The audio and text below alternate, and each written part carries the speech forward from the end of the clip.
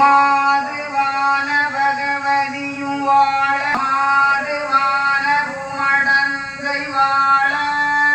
நாகரிக தேவியர்கள் நலமாய் வாழ மாது வீரமாகாணி பொருந்தி வாழ சீர்மாது கொண்ட புகழ் சான்றோர் வாழ சிவவை திறந்து